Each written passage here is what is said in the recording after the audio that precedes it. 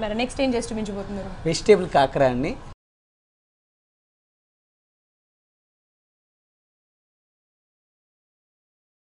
Friends, vegetable కాకర అంట.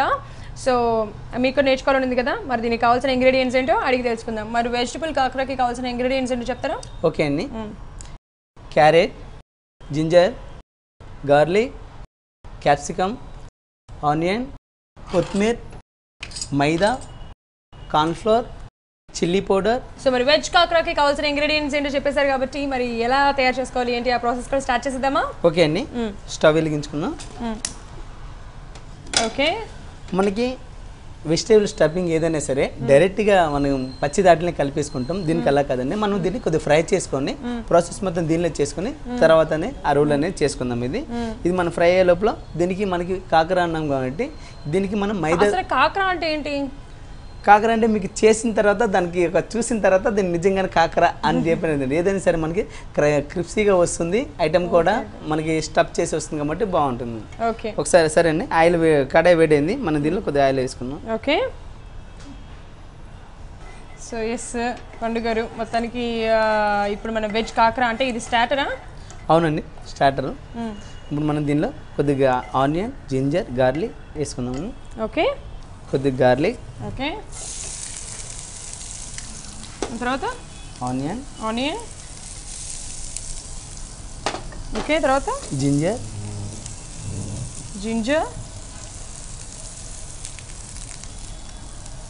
Fry చేసుకున్నాం.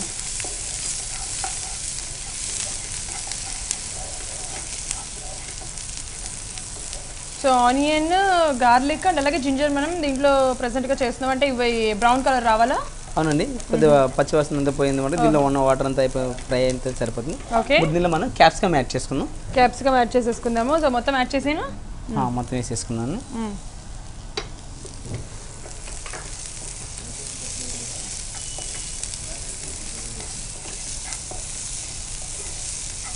Yes sir. సో క్యాప్సికమ్ కూడా యాడ్ చేసుకుంటున్నాము. అంటే దీంట్లో క్యాప్సికమ్ పక్కా యాడ్ చేసుకోవాలా?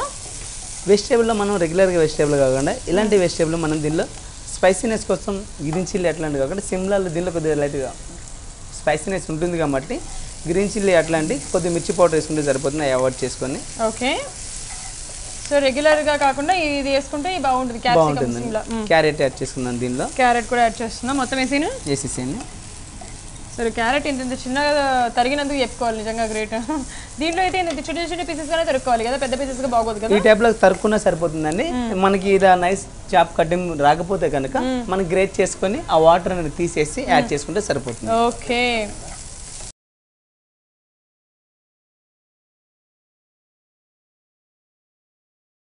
సన్నగా కట్ చేసుకున్నాం కాబట్టి ఎక్కువగా టైం కూడా పట్టదు, ఇది మనకి తొందరగా ఫ్రై అయిపోతుంది. ఓకే.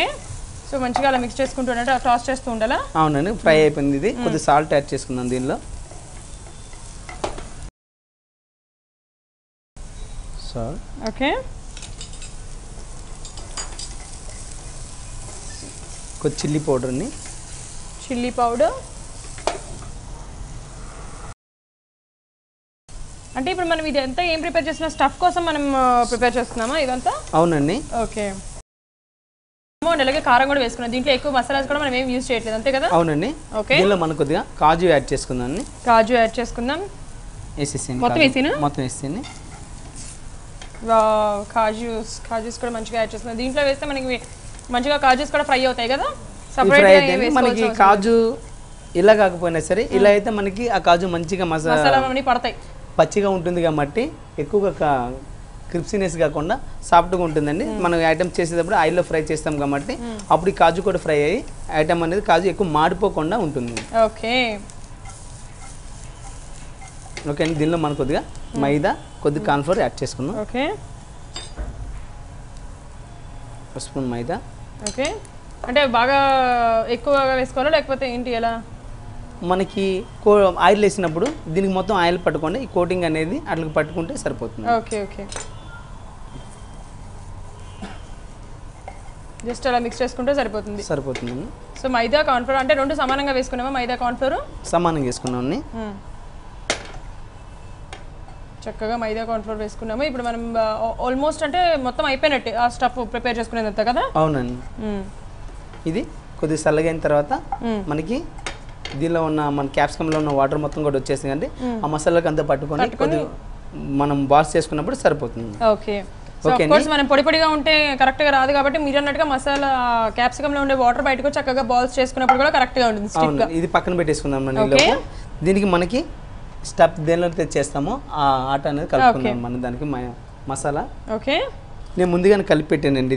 ఇది మైదా అండి. మైదా దీనిలో కొద్దిగా లైట్గా సాల్ట్ లైట్గా కొద్దిగా ఆయిల్ వేసేసి మనం ఈ టైప్లో గట్టిగా పూరి పిండి మనం ఎలా కలుపుతామో గట్టిగా ఆ టైప్లో మనం ఇలా కలిపి పెట్టుకోవాలండి. దీనికి మనం మైదానే యూజ్ చేస్తామా మామూలుగా? మైదానే యూజ్ చేయాలండి. మైదా యూజ్ చేయడం వల్ల ఏంటంటే మనం ఏదైతే చేసుకుంటామో దీనిలో పెట్టినప్పుడు అది బయటికి రాదు త్వరగా. బయటికి రాకుండా కూడా అంత సేమ్ కూడా దీనిలో స్టఫ్ చేసినప్పుడు మైదా ఆయిల్లో ఫ్రై అయినప్పుడు మనకి ఏదైతే కటింగ్ చేసుకుంటామో ఆయిల్లో ఫ్రై అయినప్పుడు నీట్గా ఉంటుంది, టేస్ట్ కూడా బాగా వస్తుంది. ఓకే. సో మైదా అయితే యూజ్ చేసుకుంటున్నాం మనం. మంచిగా కొంచెం ఉప్పు కొంచెం ఆయిల్ వేసుకున్నాం తయారు చేసుకున్నాం. ఓకే. ఇప్పుడు ఇది మనకి బాల్స్ వెళ్ళి చేసుకుందాం. ఓకే. సో ఏంటి మామూలుగా చపాతీ సైజ్ కావాల్సినంత బాల్స్ చేసుకుంటామా లేకపోతే చపాతీకి చిన్న చపాతీకి మనం ఏ టైప్లో చేసుకుంటామో ఆ టైప్లో ఇలా చేసుకుందాం అండి. సో ఆఫ్ కోర్స్ మైదా కాబట్టి మనం వీటిని స్టార్టర్స్ అన్నారు, మైదాతో మనం యూజ్ చేస్తున్నాం కాబట్టి వేడివేడిగానే తినాల్సి వస్తుంది కదా. వేడిగా అయితే మనకి చల్లగా అయినా కూడా బాగుంటాయండి. ఇది హాట్గా ఉంటుంది కాబట్టి బాగుంటుందండి. ఓకే. ఇవి చేసుకునే లోపల ఆయిల్ పెట్టేసుకుందామండి. పక్కన మనం ఆయిల్ హీట్ అయిపోతుంది ఈ లోపు.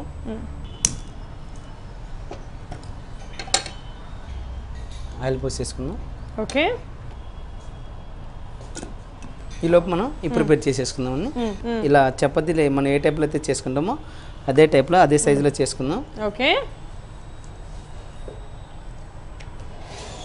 మనం చేసుకునే లోపల ఈ లోపల ఇవి కూడా చక్కగా చల్లారిపోతాయి మసాలా కూడా. అంటే దీన్ని కూడా ఏమైనా బాల్స్లో చేయాలా లేకపోతే జస్ట్ అలా స్టఫ్ ఊరికనే పెడితే సరిపోతుంది? దీనిలో స్టఫ్ చేసుకుంటే సరిపోతుందండి. ఓకే. ఇది ఒక మనం బౌల్లో తీసేసుకుందామండి. ఆ ప్లేట్లో తీసేసుకుందాం. మీరు అక్కడ చేస్తూ ఉండే నేను తీస్తాను.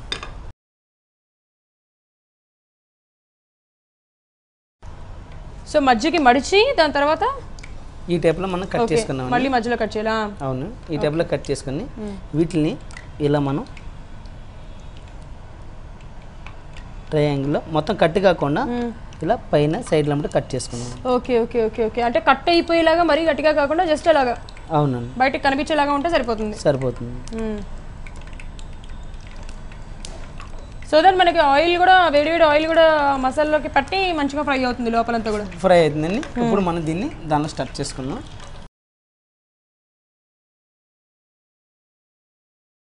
చాలా జాగ్రత్తగా ఉండాలి కదా ఎందుకంటే ఆల్రెడీ మధ్యలో కట్ చేసాం కాబట్టి ఎక్కడ కూడా ఊడకుండా మనం స్టఫ్ చేసుకునేది ఈ మధ్యలో గ్యాప్ ఎక్కడైతే ఉందో మనం ఆ గ్యాప్లో మటుకి దీన్ని ఫిల్ చేసుకుందాం. ఓహో wow, what an idea, super. Okay అండి. దీన్ని ఇప్పుడు ఇలా ఇక్కడ తీసుకొచ్చి కొద్దిగా వాటర్ తడుపుకుందామండి. మనకు పచ్చిదే కట్ చేసుకున్నాం కాబట్టి ఈ టైప్లో. ఓకే. సో అంటే మనం ఆయిల్లో వేసినప్పుడు అది బయటికి వచ్చేసేదా? రాదండి. మనం ఆల్రెడీ ఫ్రై చేసుకున్నాం కాబట్టి దీనిలో మనం మైదా కార్న్ఫ్లోర్ వాడినాం కాబట్టి బయటికి రాకుండా ఆ కోటింగ్ ఉంది కాబట్టి దీనిలోకి బయటికి రాదండి. ఇది ఒక ప్లేట్లో పెట్టేసుకుందాం.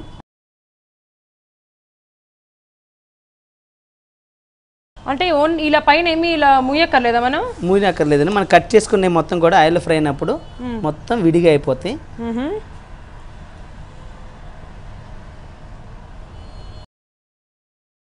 చాలా బాగుంది షేప్ అయితే. ఎస్.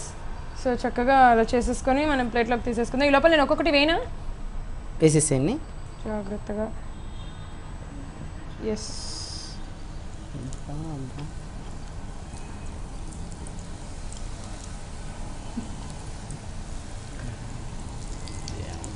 ఓకే అండి.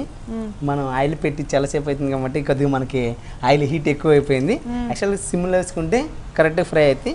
కొద్దిగా మనకి హెవీ హీట్లో వేసినాం కాబట్టి మనకి ఆ మసాలా అనేది కొద్దిగా బయటకు వచ్చినట్టు అనిపిస్తుంది. ఓకే. అవునవును కరెక్ట్. యాక్చువల్గా మీరు చెప్తూ ఉంటారు కదా ఏది చేసినా సరే మనం మీడియంగా చిన్నగా పెట్టుకొని లైట్గా ఉన్నప్పుడు వేడి అప్పుడు వేసుకోవాలి లేకపోతే వేసుకోకూడదని. అవునండి. కోర్స్ కరెక్టే. అంటే మనం ఇందాక చాలాసేపు అయింది కదా పెట్టి.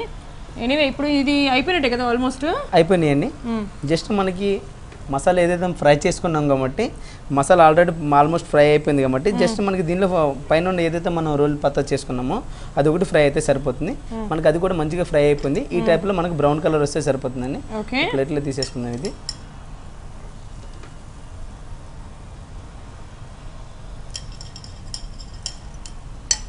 ఎస్ సో ఆల్మోస్ట్ అయిపోయింది మొత్తం చూడడానికి నీట్గా. ఓకే అండి, మనం దీన్ని కొద్దిగా టమాటో సాస్తో గార్నిష్ చేసుకుందాం. ఓకే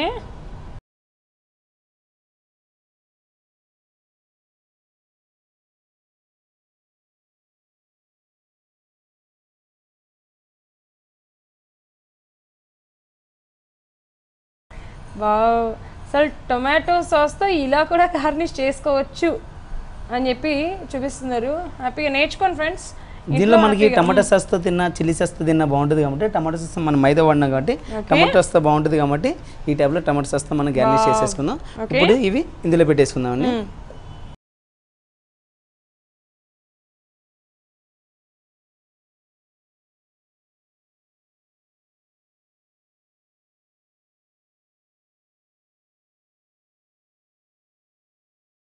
ఓకేనండి, వెజ్ కాకర రెడీ అయింది. టేస్ట్ చేసి ఎలా ఉందో చెప్పండి. ష్యూర్ ఫ్రెండ్స్, వెజ్ కాకర రెడీ అయిపోయింది. టేస్ట్ చేసేద్దాం. యా, ఫస్ట్ లాస్ట్లో కొంచెం మసాలా ఉంటుంది కాబట్టి మనం ఏదైతే స్టఫ్ చేసామో అది ఇటు సైడ్ నుంచి ఉంటుంది కాబట్టి ఇటు సైడే టేస్ట్ చేసేద్దాం. చూద్దాం.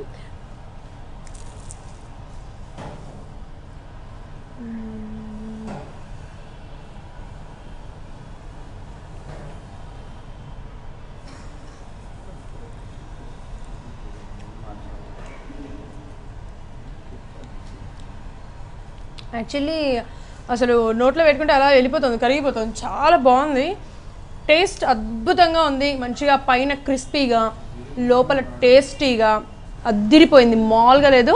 తప్పకుండా మీరు ట్రై చేసేసేయండి. What a taste అనిపించేసింది. పండుగరు ఈరోజు రెండు కూడా చాలా అద్భుతంగా ఉన్నాయి. ఉలవచారు కోడి పులుసు ఒకటి అండ్ అలాగే వెజ్ కాకర రెండు కూడా చాలా బాగున్నాయి. మా ఇయర్స్ తప్పకుండా ట్రై చేస్తారు, తెలిసి వాళ్ళకు కూడా ఊరుతుంది ఇవన్నీ చూస్తుంటే. ఫ్రెండ్స్ ట్రై చేయండి and thank you so much. Thank you friends, చూసేస్తారు కదా ఉలవచారు కోడి పులుసు అండ్ అలాగే వెజ్ కాకర చాలా బాగున్నాయి. వాట్ ఏ టేస్ట్ అనిపించేసినాయి. సో తప్పకుండా మీరు ట్రై చేయండి. మళ్ళీ వచ్చే ఎపిసోడ్లో మరిన్ని రుచులతో కలుసుకుందాం. అంతవరకు సీ యూ, టేక్ కేర్.